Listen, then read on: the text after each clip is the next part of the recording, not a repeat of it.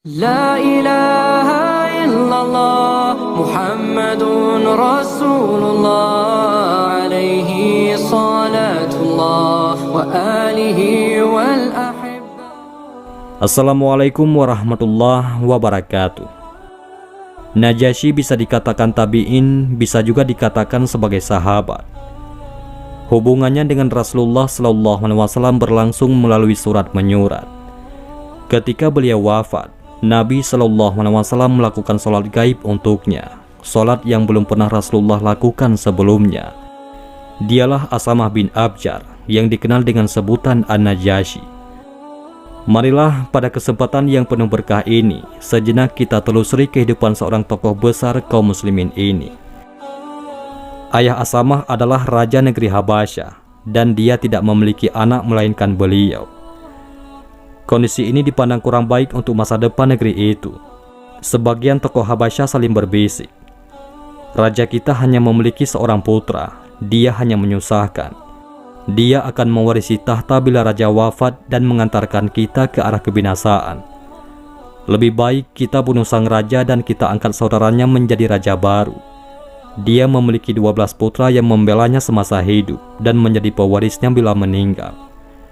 Dengan gencar, setan membisik dan memprovokasi mereka hingga mereka membunuh raja dan mengangkat saudaranya untuk menggantikannya. Kini Asamah diasuh oleh pamannya.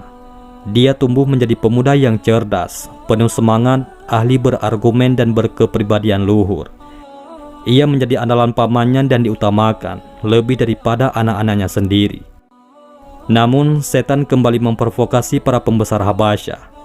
Mereka kembali berembuk. Di antara mereka berkata, "Kita khawatirkan bila kerajaan ini jatuh ke tangan pemuda itu, pastilah dia akan membalas dendam atas kematian ayahandanya dahulu." Akhirnya mereka menghadap raja dan berkata, "Tuanku, kami tidak bisa merasa aman dan tentram bila tuan belum membunuh Asamah atau menyingkirkannya dari sini.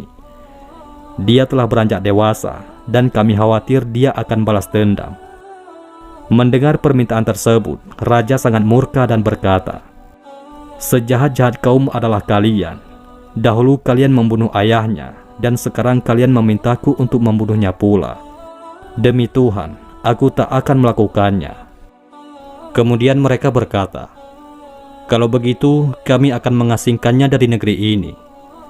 Sang raja tak berdaya menghadapi tekanan dan paksaan para pejabat yang jahat itu. Tak lama setelah diusirnya Asamah, tiba-tiba terjadi peristiwa di luar dugaan. Badai mengamuk disertai guntur dan hujan lebat. Sebatang pilar istana roboh menimpa sang raja yang sedang berduka akibat kepergian keponakannya.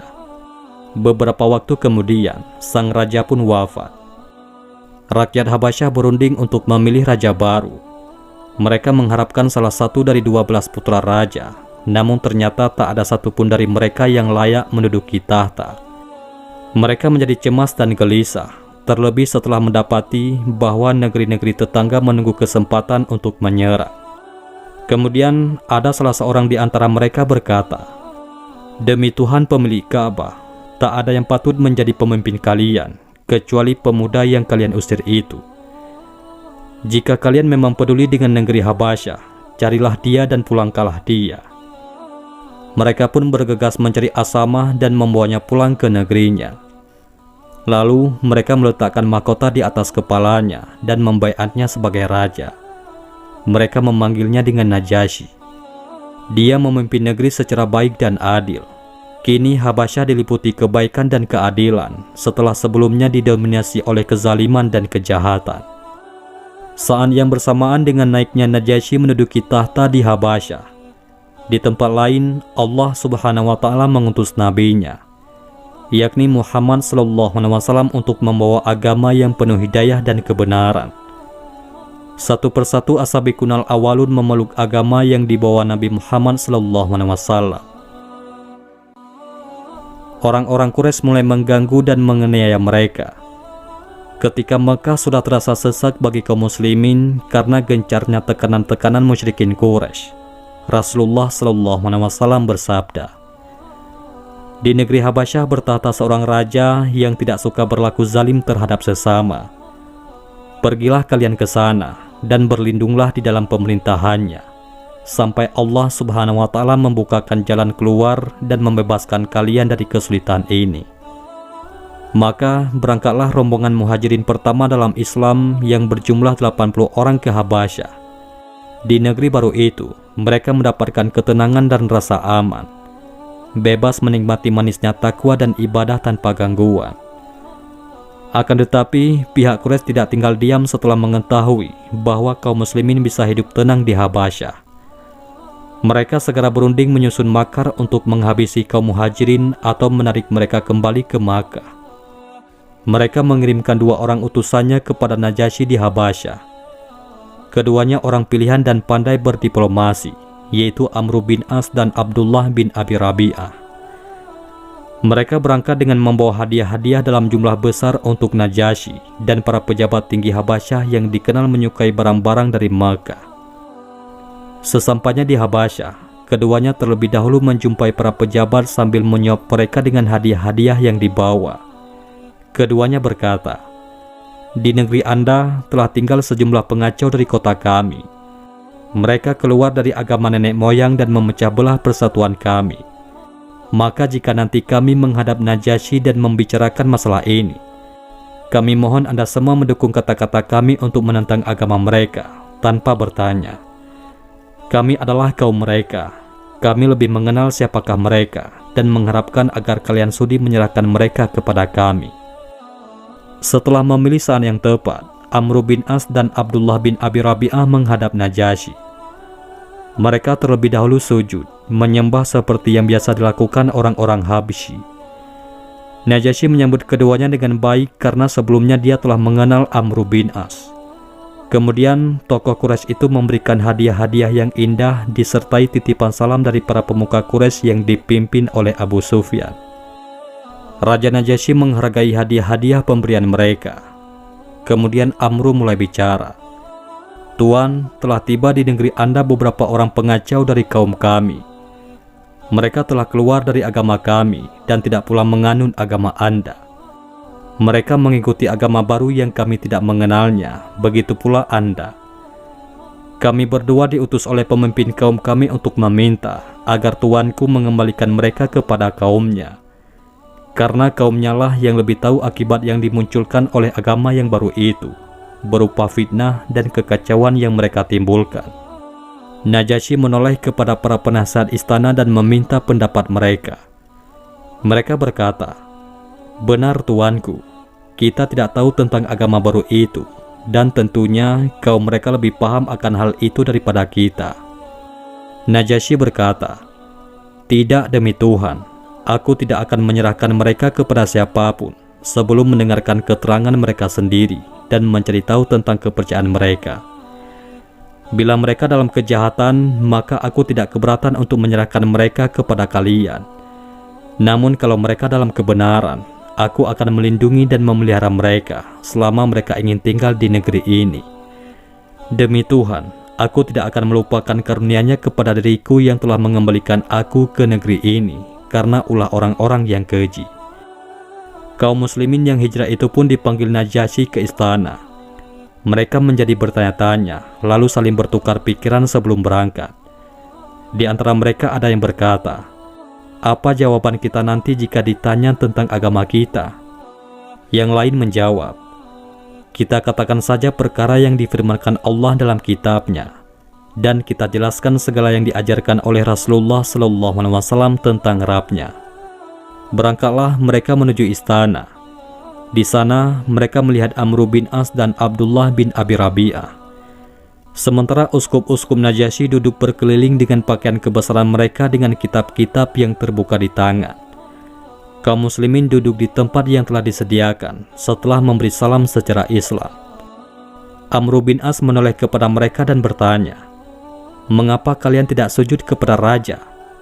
Mereka pun menjawab, "Kami tidak sujud kecuali kepada Allah Subhanahu wa Ta'ala." Najasyi menggeleng-gelengkan kepala karena kagum dengan jawaban itu. Dia memperhatikan mereka dengan pandangan simpati, lalu berkata, "Apa sebenarnya agama yang kalian anut? Kalian meninggalkan agama nenek moyang kalian dan tidak pula mengikuti agama kami." Setelah memohon izin, Ja'far menjawab, "Wahai raja, sesungguhnya kami sama sekali tidak menciptakan agama baru. Akan tetapi, Muhammad bin Abdullah telah diutus oleh Rabb-Nya untuk menyebarkan agama dan petunjuk yang benar, serta mengeluarkan kami dari kegelapan menuju cahaya terang benderang. Pada awalnya, kami adalah kaum yang hidup dalam kebodohan. Kami menyembah api, memutuskan hubungan keluarga, memakan bangkai, berlaku zalim, tidak menyayangi tetangga, dan yang kuat selalu menekan yang lemah. Dalam kondisi demikian, Allah Subhanahu wa Ta'ala mengutus Rasul yang kami ketahui asal-usulnya. Kami percayai kejujurannya, amanah, dan kesuciannya untuk menyeru kami kepada Allah Subhanahu wa Ta'ala dan mengajak kami melakukan ibadah dan mengesakannya. Dia memerintahkan agar kami menegakkan sholat, membayar zakat, berpuasa pada bulan Ramadan, dan meninggalkan penyembahan terhadap berhala dan batu-batu. Beliau memerintahkan kepada kami agar senantiasa jujur dalam berbicara, menunaikan amanah, menyambung persaudaraan, dan menghargai darah. Beliau melarang kami berzina, bersaksi palsu, dan memakan harta anak yatim. Maka kami beriman dan mengikuti risalahnya, serta menjalankan petunjuk yang beliau bawa. Sekarang kami hanya beribadah kepada Allah saja, tiada sekutu baginya, mengharamkan segala sesuatu yang diharamkan bagi kami, dan menghalalkan segala sesuatu yang dihalalkan.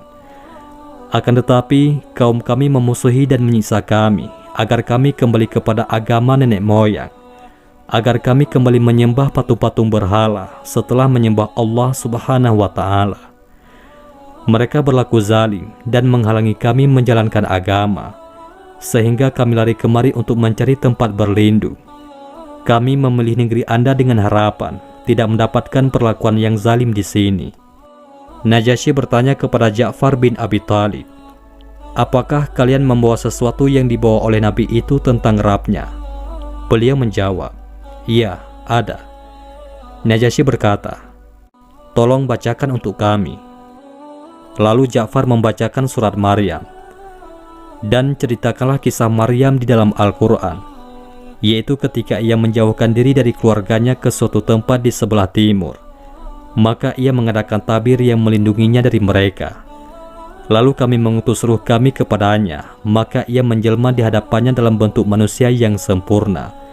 Maryam berkata, "Sesungguhnya aku berlindung kepada Rabb yang Maha Pemurah, jika kamu seorang yang bertakwa."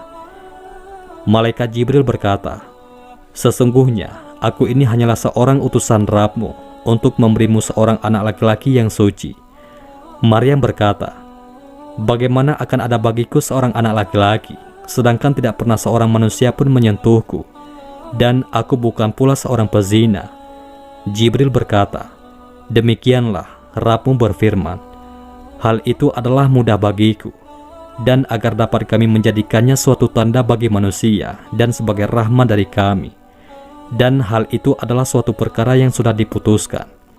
Maka Maryam mengandungnya, lalu ia menyisihkan diri dengan kandungannya itu ke tempat yang jauh. Maka rasa sakit akan melahirkan anak memasak ia bersandar pada pangkal pohon kurma. Ia berkata, "Aduhai, alangkah baiknya aku mati sebelum ini, dan aku menjadi sesuatu yang tidak berarti, lagi dilupakan." Maka Jibril menyuruhnya dari tempat yang rendah, "Janganlah kamu bersedih, sesungguhnya Rabb-Mu telah menjadikan anak sungai di bawahmu." Al-Quran Surat Maryam ayat 16-24. Tampaklah Najasyi menangis terharu mendengarnya. Najasyi berkata kepada utusan Quraisy tersebut, "Apa yang mereka bacakan kepada kami dan apa yang dibawa oleh Isa bin Maryam berasal dari sumber yang sama. Demi Allah, aku tidak akan menyerahkan mereka sama sekali kepada kalian selama aku masih hidup." Kemudian dia bangkit dari singgasana dan pertemuan itu pun dibubarkan. Keluarlah Amr bin As dengan gusar. Ia berkata kepada kawannya, "Demi Tuhan, aku akan menghadap Najasyi lagi besok. Akan aku katakan sesuatu yang bisa membangkitkan amarahnya sampai ke dasar hatinya, sehingga dia menghabisi mereka."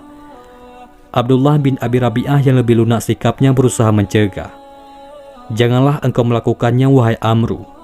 Bagaimanapun mereka masih sanak famili kita, meskipun berbeda paham dengan kita." Namun Amr berkata, Demi Tuhan, aku akan katakan bahwa mereka telah menyebutkan sesuatu yang buruk tentang Isa bin Maryam. Mereka menyembunyikan sesuatu. Mereka telah menuduh Isa dan mengatakan bahwa Isa hanyalah seorang hamba.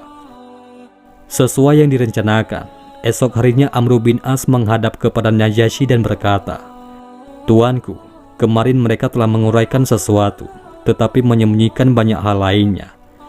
Mereka juga mengatakan bahwa Isa adalah hamba." Kaum muslimin kembali dipanggil ke istana. Mereka ditanya, "Apa yang kalian katakan tentang Isa bin Maryam?"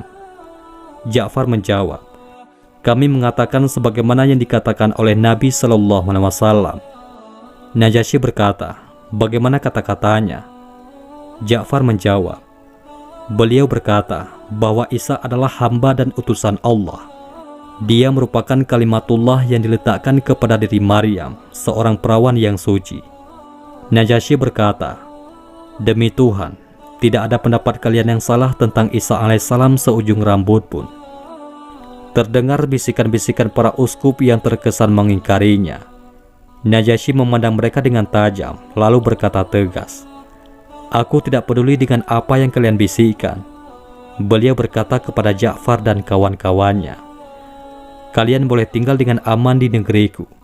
Barang siapa berani mengganggu kalian, akan aku tindak dengan tegas. Aku tidak sudi disuap dengan segunung emas untuk mengganggu seorang pun di antara kalian."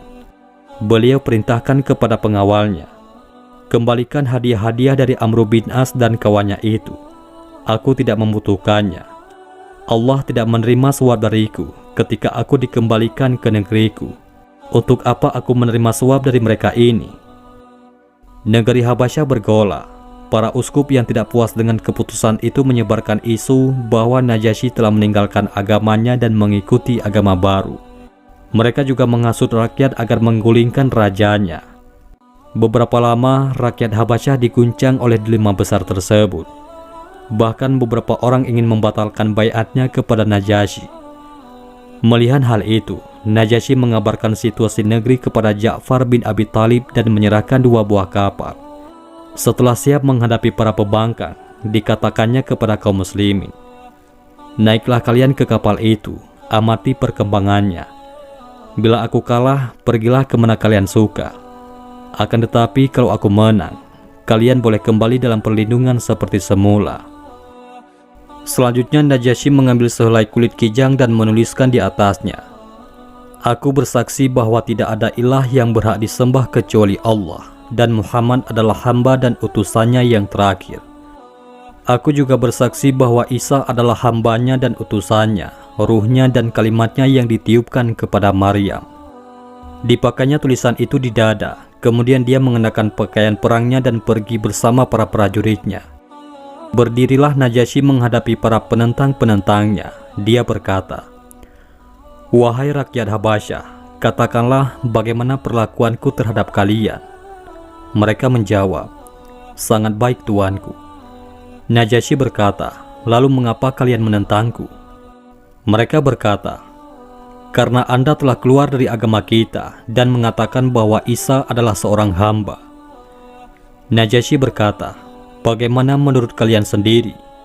Mereka menjawab, "Dia adalah putra Allah."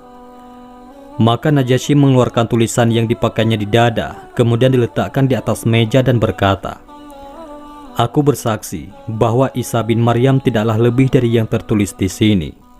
Di luar dugaan, ternyata rakyat menerima dengan senang pernyataan Najasyi. Mereka membubarkan diri dengan lega. Rasulullah Shallallahu Alaihi Wasallam semakin percaya kepada Najasyi. Penghargaan Najasyi terhadap muhajirin yang datang ke negerinya dan membuat mereka aman dalam perlindungannya mengembirakan Nabi Shallallahu Alaihi Wasallam. Apalagi setelah mendengar kecondongannya kepada Islam dan keyakinannya akan kebenaran Al-Quran. Hubungan Najasyi dengan Rasulullah Shallallahu Alaihi Wasallam semakin erat. Memasuki tahun baru 7 Hijriah, Rasulullah Shallallahu Alaihi Wasallam berkehendak untuk berdakwah kepada 6 orang pemimpin negeri tetangga agar mau masuk agama Islam. Beliau menulis surat untuk mengingatkan mereka akan iman serta menasihatkan tentang bahaya syirik dan kekufuran. Maka beliau menyiapkan 6 orang sahabat. Terlebih dahulu, mereka mempelajari bahasa kaum yang hendak didatangi agar dapat menyelesaikan tugas dengan sempurna. Setelah siap, keenam sahabat tersebut berangkat pada hari yang sama. Di antara mereka ada Amr bin Umayyah Ad-Damari yang diutus kepada Najasyi di negeri Habasyah. Sampailah Amr bin Umayyah Ad-Damari di hadapan Najasyi. Dia memberi salam secara Islam dan Najasyi menjawabnya dengan lebih indah serta menyambutnya dengan baik. Setelah dipersilakan duduk di majelis Habasyah, Amr bin Umayyah memberikan surat Rasulullah SAW kepada Najasyi dan langsung dibacanya. Di dalamnya tertulis ajakan kepada Islam disertai beberapa ayat Al-Quran. Najasyi menempelkan surat itu di kepala dan matanya dengan penuh hormat. Setelah itu, dia turun dari singgasana dan menyatakan keislamannya di depan hadirin. Selesai mengucapkan syahadat, dia berkata, "Kalau saja aku mampu untuk mendatangi Muhammad SAW, niscaya aku akan duduk di hadapan beliau dan membasuh kedua kakinya." Kemudian beliau menulis surat jawaban pendek kepada Rasulullah SAW yang berisi pernyataan menerima dakwahnya dan keimanan atas kenabiannya. Selanjutnya, Amr bin Umayyah menyodorkan surat Nabi SAW yang kedua. Dalam surat itu, Rasulullah SAW meminta agar Najasyi bertindak sebagai wakil untuk pernikahan beliau dengan Ramlah binti Abu Sufyan, yang termasuk rombongan muhajirin ke Habasyah. Sedangkan Ramlah, yang biasa dipanggil Ummu Habibah itu, memiliki lika-liku hidup yang berakhir dengan kebahagiaan. Meski sepintas, marilah kita simak perjalanannya. Ramlah binti Abu Sufyan adalah salah satu penentang kepercayaan ayahnya, yaitu sang pemuka Quraisy itu. Dia menyatakan keimanannya kepada Allah Subhanahu wa Ta'ala dan Rasulnya bersama suaminya, yakni Ubaidullah bin Jahsy. Oleh karena itu, pasangan suami istri ini termasuk yang mendapat gangguan dari orang-orang Quraisy. Keduanya ikut dalam rombongan muhajirin yang berlindung kepada Najasyi di Habasyah demi mempertahankan dinullah. Seperti yang telah disaksikan, para muhajirin itu mendapat pelayanan yang baik dan jaminan keamanan dari Najasyi, sehingga terbayang dalam angan Ummu Habibah bahwa semua deritanya akan segera berlalu. Dia tidak tahu perihal sesuatu yang disembunyikan takdir untuknya. Allah Subhanahu wa Ta'ala berkehendak menguji Ummu Habibah dengan ujian berat yang mampu menguncangkan akal. Tidak disangka, Ubaidullah bin Jahsy menjadi murtad. Dia masuk agama Nasrani dan berbalik memusuhi Islam serta kaum muslimin. Pekerjaannya hanya duduk-duduk di tempat maksiat dan menjadi pemabuk berat. Bahkan dia memberikan tawaran kepada Ummu Habibah, ikut agama Masehi seperti dirinya atau diceraikan. Di hadapan Ummu Habibah ada 3 pilihan yang sulit. Pertama, mengikuti suami dan menjadi seorang Nasrani, yang demikian dia akan dikutuk dunia dan akhirat. Kemudian yang kedua, yaitu kembali kepada ayahnya di Mekah yang masih hidup dalam kemusyrikan. Dan yang ketiga, tetap di Habasyah, seorang diri dalam pengasingan bersama putrinya, yaitu Habibah.